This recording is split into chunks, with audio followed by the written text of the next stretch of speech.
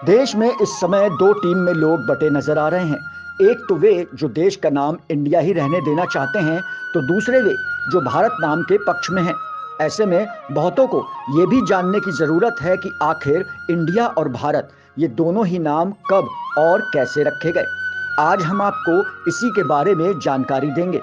माना जाता है कि संस्कृत शब्द सिंधु नाम को फारसियों ने हिंदू कहकर पुकारा, जिसके कारण ये नाम पड़ा। फारसी हकामनी साम्राज्य द्वारा 6वीं सदी ईसा पूर्व में मौजूदा सिंधु घाटी क्षेत्रों में किए हमलों के दौरान हिंदू शब्द गढ़ा गया। इंडिया और भारत के बीच विवाद में फिर ये चर्चा जोर पकड़ने लगी है कि आखिर ये दोनों शब्द कहाँ से आए हैं। कलिंग के राजा खारवेल के करीब 2100 साल पुराने हाथी गुफा अभिलेख में भारत शब्द दर्ज है, जो इस नाम का सबसे प्राचीन लिखित रिकॉर्ड माना जाता है। भारत का उल्लेख हमारे पुराणों में भी मिलता है।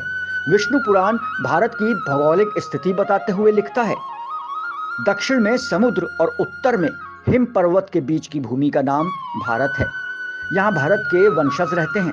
वैदिक युग की भारत जनजाति के राजाओं में जन्मे दुष्यंत और शकुंतला के बेटे भरत को उपमहाद्वीप में रहने वाले लोगों का पुरखा बताया गया है। ऋग्वेद की शाखा ऐत्रेय ब्राह्मण में कहा गया है कि दुष्यंत के बेटे भरत के नाम पर इस भूमि का नाम भारत पड़ा, जिन्होंने अश्वमेध यज्ञ कर राज्यों को जीता।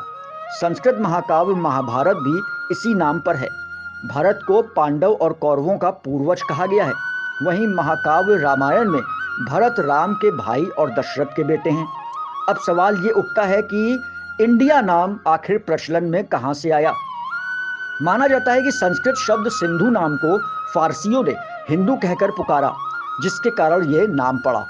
फारसी हकामनी साम्राज्य द्वारा 6वीं सदी ईसा पूर्व में मौजूदा सिंधु घाटी क्षेत्रों में किए हमलों के दौरान हिंदू शब्द गढ़ा गया। पहली शताब्दी तक यानी अगले 700 वर्षों में इसके साथ स्तान शब्द जोड़कर हिंदुस्तान कहा जाने लगा। यूनानियों ने हकामनियों के संपर्क में आने पर इसे इंडस लिखने लगे। सिकंदर के भारत पर आक्रमण के समय सिंधु नदी के पार मौजूद भूमि को इंडिया कहा जाने लगा। अब आप सोचेंगे कि संविधान में दो नाम क्यों हैं।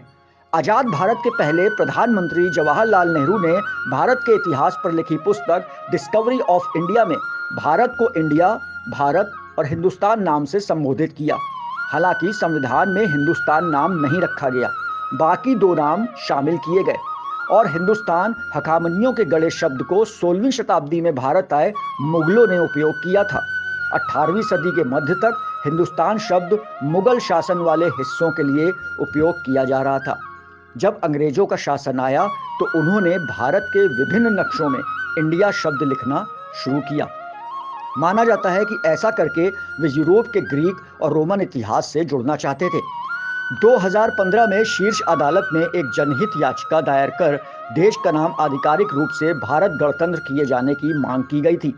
तब केंद्र सरकार ने कहा था कि संविधान के अनुच्छेद 1 में बदलाव पर विचार किए जाने की कोई परिस्थिति नहीं बनी है।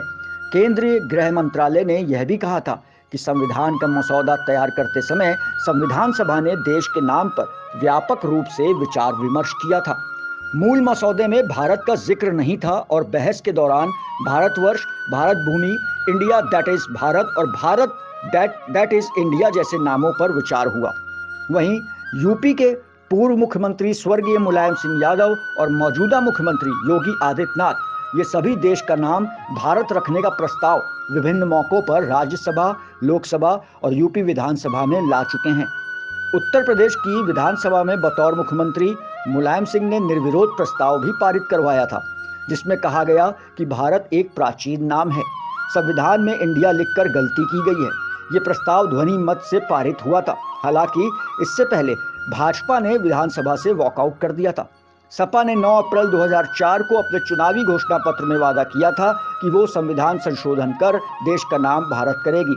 वहीं लोकसभा में योगी आदित्यनाथ ने निजी विधेयक पेश कर हिंदुस्तान नाम उपयोग करने की बात कही।